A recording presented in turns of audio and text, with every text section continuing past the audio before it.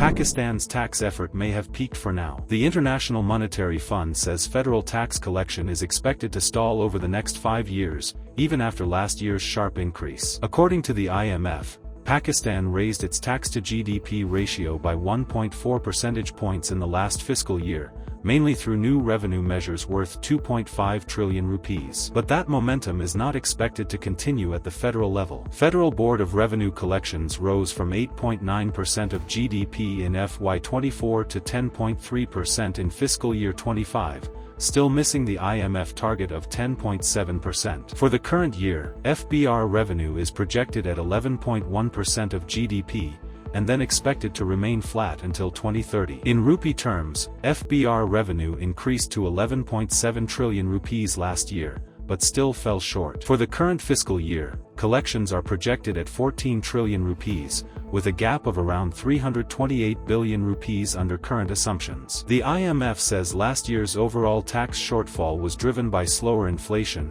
weaker economic growth, and long-standing administrative and enforcement problems, especially delayed court cases involving disputed taxes. While federal taxes stagnate, the fund expects provinces to carry more of the burden. Provincial taxes are projected to rise from 0.9% of GDP to 1.6% by fiscal year 28, largely through agriculture income tax reforms and expanded sales tax on services. Provincial collections are expected to cross 3 trillion rupees by fiscal year 30, more than triple current levels. Meanwhile, petroleum levies remain a major revenue source. The IMF expects these to more than double by 2030, staying above 1% of GDP in the coming years. Overall revenues, including non-tax income like state bank profits, rose sharply last year, helping offset weaker tax performance. The IMF says sustained tax reform is critical, warning that countries stuck around a 10% tax-to-GDP ratio, like Pakistan, grow far more slowly than those that push beyond 15%.